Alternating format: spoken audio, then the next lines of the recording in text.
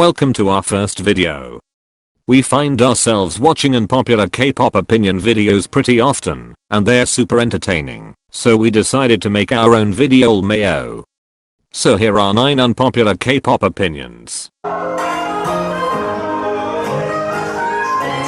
There are several videos about this, but to keep it brief, Donnie and Kanye have both shamelessly violated idols in physical and verbal ways, these idols being mostly female.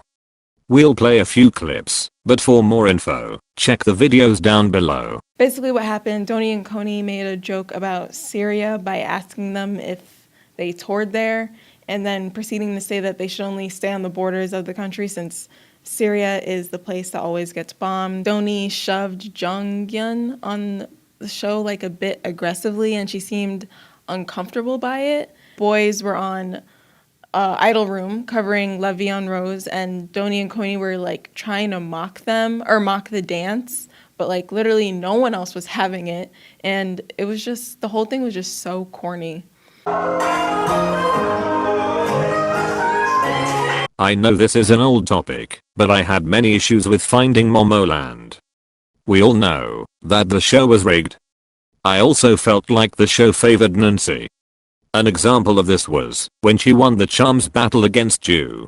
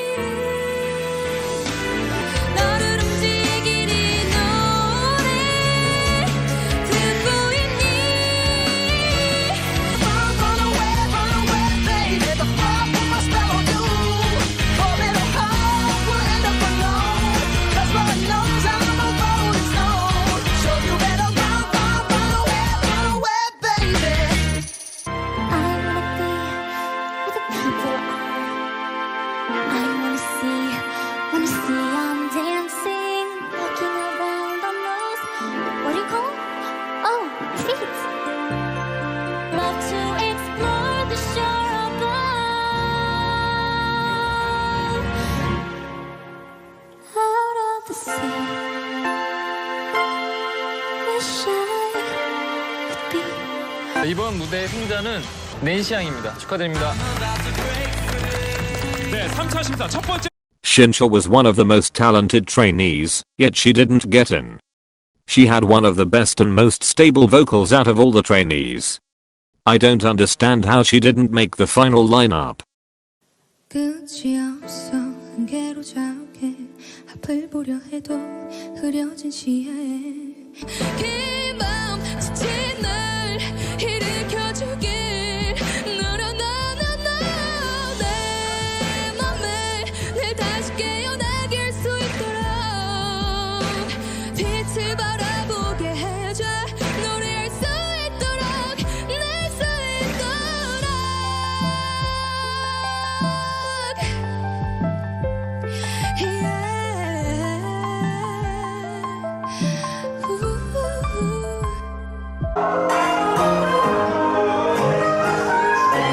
Nayeon did not deserve to debut, she should have trained for longer.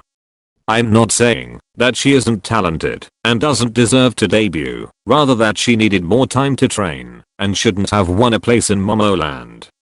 MLD should have either waited to debut her in a new girl group or added her into Momoland after they debuted.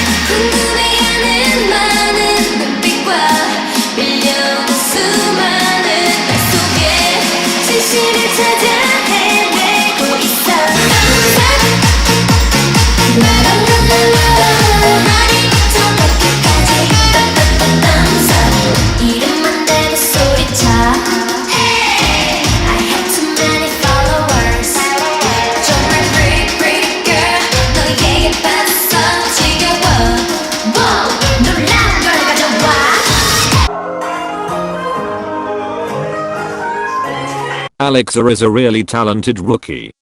She can sing, dance, act, rap.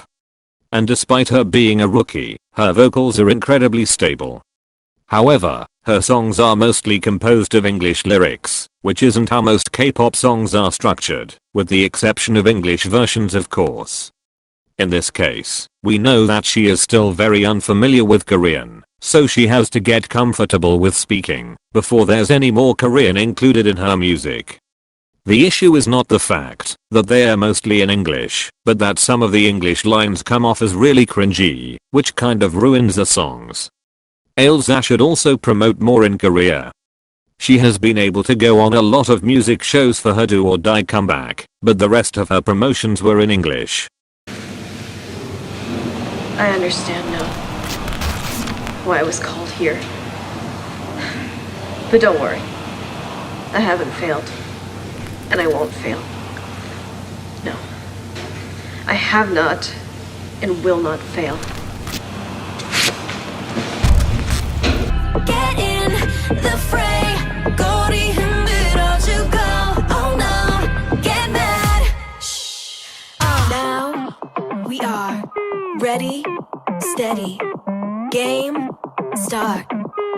Kitty run, run, kitty run, run. You love it. Come get it.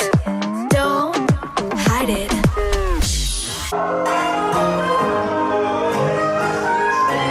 I was a little unsettled by her debut, not because of her race per se, but because of how underqualified she is.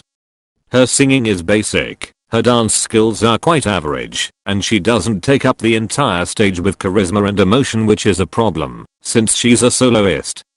Her performances shouldn't feel empty and emotionless, but they do.